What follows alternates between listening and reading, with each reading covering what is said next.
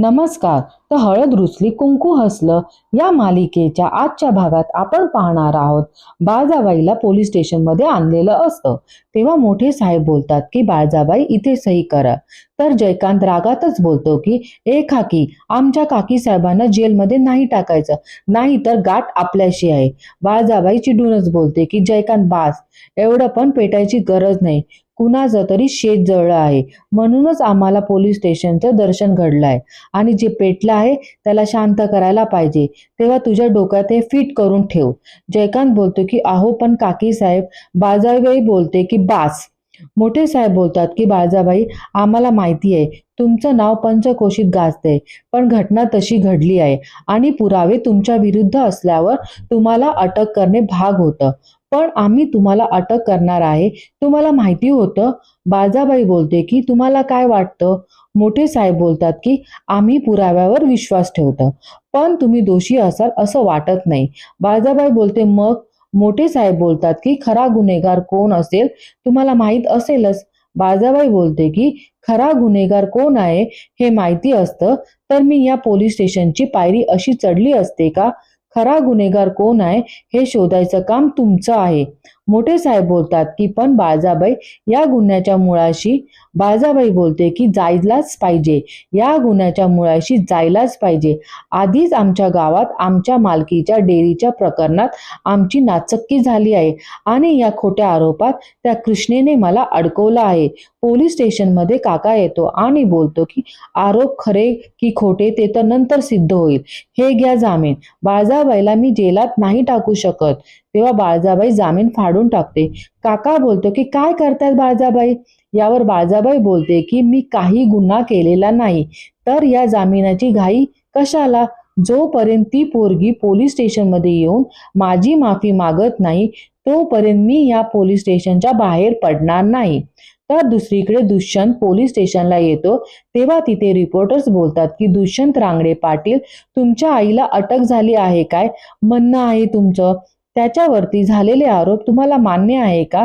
दुष्यंत नाही बोलतो. रिपोर्टर बोलतो की त्यांनी खरंच गुन्हा केला आहे ना? दुष्यंत चिडून बोलतो की झालं, गुन्हा सिद्ध झाला आहे का? मग आरोप सिद्ध व्हायच्या आधी, गुन्हा सिद्ध व्हायच्या आधी तुम्ही कसे निकाल देतात? कोणाबद्दल बोलतायत याचा तरी विचार करा ना. जरा बाजूला व्हा आता. दुष्यंत पोलीस स्टेशनच्या आत येतो आणि बोलतो की आई, कोणी केलं हे आणि आई पोलीस स्टेशनमध्ये काय करते? अजून बेल अरेंज करता नाही आली तुम्हाला? घरात ॲडव्होकेट असून सुद्धा उपयोग आहे की नाही? दुष्यंत जयकांतची कॉलर पकडून बोलतो की बेल कशी नाही झाली आईची अजून? जयकांत बोलतो की भावा शांत हो. अरे पप्पाने काकी साहेबांचा जामीन आणला होता, काकी साहेबांनीच फाडून टाकला तो. दुष्यंत बाळजाबाईला विचारतो की आई काय आहे हे?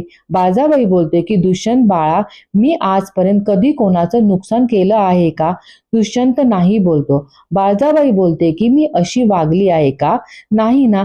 आजपर्यंत मी सगळ्या गावचं भलं केलं आहे ना. आता सुद्धा सगळ्यांचं कल्याण व्हावं म्हणून डेअरी विक्रीचा सौदा सुद्धा रद्द केला होता, तरी सुद्धा त्या पोरीने माझ्यावर गंभीर आरोप केला आहे. इतकी वर्ष जपलेली माझी पत त्या एका आरोपामुळे धुळीला मिळाली आहे. समजा मला जामीन दिला तरी माझ्या माथ्यावर जो आरोपाचा डाग लागला आहे तो पुसला जाणार नाही आणि म्हणूनच जोपर्यंत ती पोरगी येऊन इथे माझी माफी मागत नाही ना तोपर्यंत मी या पोलीस स्टेशनच्या बाहेर पाऊल ठेवणार नाही. दुष्यंत बोलतो की आई हे बघ, तू हट्ट करू नकोस, मी नाही बघू शकत तुला इथे, प्लीज ऐक. I can't see you like this. I please स्वतःला त्रास करून घेऊ नकोस, मलाही त्रास होतो, ऐक ना. बाळजाबाई बोलते की मला माहिती आहे बाळा दुष्यंत, काही काळजी करू नकोस रे. अरे खूप वेळ मी इथे थांबणारच नाही आहे, ती पोरगी येऊन माझी माफी मागणारच बघ तू. दुष्यंत जयकांतला विचारतो की कोण आहे मुलगी? जयकांत बोलतो की आणि कोण असणार, तीच भिकारडी कृष्णा. आणि दुष्यंतला धक्का बसतो. तर दुसरीकडे सावित्री कृष्णाला हात धरून बाहेर काढते तेव्हा तिथे भक्तीमध्ये येते. सावित्री कृष्णाला बोलते की कोण आहेस तू? तुझी लायकी काय आहे आणि काय करतेस हे, आणि तुझ्यामुळे आमची जिंदगी डब्यात चालली आहे. तुला कळतं आहे का? बाळजाबाईंना पोलीस स्टेशनमध्ये पोहोचवलं.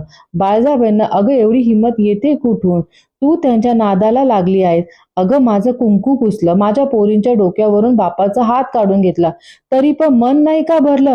तुझं चांडाळने आम्हाला भिकेला लावून तुझा जीव शांत होणार आहे का? तू इथे राहायचं नाही, चालायला लाग, निघ. तेव्हा तिथे दुष्यंत येतो. सावित्री बोलते की दुष्यंत सरकार तुम्ही या, आत या. दुष्यंत सरकार, हिच्यामुळे सगळं घडलंय. खरंच म्हणजे हा खेळ ना सगळा ही खेळते. अहो देवीसारख्या बाळजाबाईला पोलीस स्टेशनला राहावं लागलंय हिच्यामुळे. दुष्यंतराव, या सटवीचा आणि आमचा काहीही संबंध नाहीये. तुमचा आणि आमचा काहीही वाकडं नाहीये. तुम्हाला जी काही शिक्षा करायची आहे ना ती हिला करा, पण आम्हाला याच्यात ओढू नका.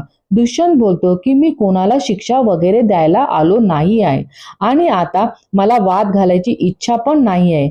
तुमचं काय नुकसान झालं आहे अमाऊंट सांगा मला. नुकसान किती झालंय मी भरपाई देतो. कृष्णाची आई बोलते काय नुकसान भरपाई? म्हणजे त्या जळलेल्या सफाराची नुकसान भरपाई किती असणार?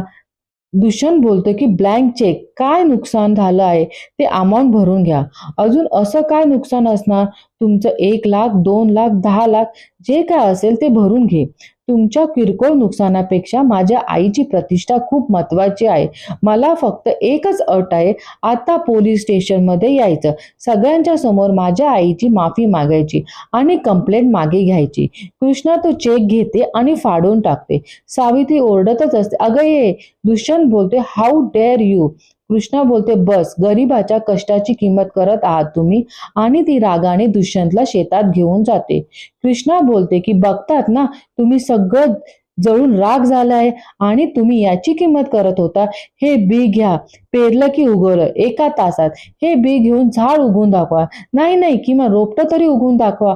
1 तास नाही, 1 दिवस घ्या, 2 दिवस घ्या, उगवून दाखवा तुम्ही. वर्षभर कष्ट करून मी माझं शेत फुलवलं होतं, घाम गाळला आहे मी या शेतात, आणि या घामाची मेहनतीची तुम्ही काय किंमत करणार? तुम्ही घातलेल्या भिकेवर मला आयुष्य नाही काढायचे. रक्ताचे पाणी केलं आहे या शेतात. पिकवलेल्या धान्याबरोबर माझं स्वप्न पण राग झालंय, तरी सुद्धा तोंड वर करून तुम्ही मला माफी मागायला सांगता. दुष्यंत बोलतो की अगं मी तितक्या त्याला एक व्हिडिओ येतो आणि तो बघतो. त्यात बाळजाबाई बोलते की कृष्णाने माझ्यावरती शेत जाळण्याचा आरोप केलाय. आतापर्यंत मी कुणाचं नुकसान केलं आहे का? अहो गावातल्या प्रत्येकाच्या घरामध्ये बरकत यावी हेच माझ्या ध्यानीमनी असतं. मग मी कोणाच्या पण शेताची होळी का करेल? माझ्यावरती जो खोटा आरोप लावला आहे, माझी तर पायाखालची जमीन सरकली आहे, खूप त्रास होत आहे. आता जे समोर आलं आहे ना त्या समोर जायचं, ते पण अहिंसेने उपोषण करून. ती जोपर्यंत इथे येऊन आरोपीच्या पिंजऱ्यात मला बाहेर काढत नाही तोवर तुमची ही बाळजा अन्न त्याग काय पाण्याच्या थेंबाला सुद्धा स्पर्श करणार नाही. दुष्यंत बोलतो बघितलं. आता दुसरीकडे जयकांत बाळजाबाईला बोलतो की फळ आणले, खाऊन घ्या. यावर बाळजाबाई बोलते की जयकांत कूलर वगैरे लाव, खूप गरम होत आहे. जयकांत बोलतो की लगेच आणतो. तर दुसरीकडे दुष्यंत बोलतो की माझ्या आईवरती आरोप करतेस ना तू, तिने स्वतःवर क्लिअर केलं आहे या सगळ्यात तिचा हात नाही आहे करून. काय वाटत नाही आहे का तुला? उपोषणाला बसली आहे माझी आई, अन्न त्याग केला आहे तिने. कृष्णा बोलते की अन्न त्याग का, कशासाठी?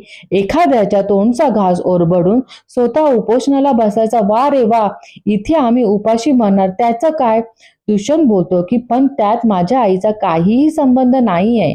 माझ्या आईने काहीही केलेलं नाहीये. मुळात ती कोणाचंही नुकसान करू शकत नाही.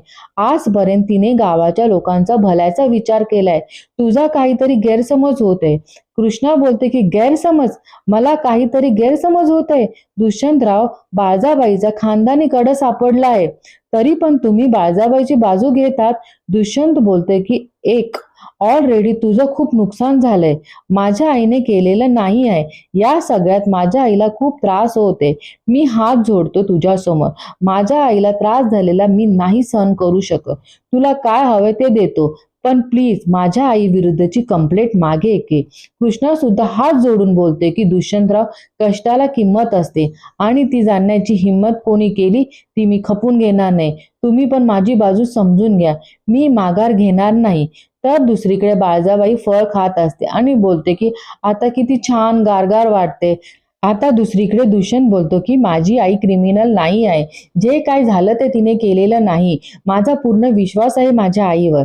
कृष्णा बोलते की माझा पण होता विश्वास, पण काल लागलेल्या आगीमुळे जळून राख झाला. पार तुम्हाला वाटतं ना तुमच्या आईने काही नुकसान केलेलं नाहीये. माझं तर मग हे जे कोणी केलं असेल त्याला माझ्यासमोर उभं करा, तेव्हा मी आरोप मागे घेईन. एकदा काय 1000 वेळा बाळजाबाईची माफी मागेल, ते पण पाय पकडून. दुष्यंत रागानेच बोलतो की तुझा हा ऍटिट्यूड तुला खूप महागात पडणार आहे आणि तिथून निघून जातो. आजचा भाग इथे संपतो. धन्यवाद.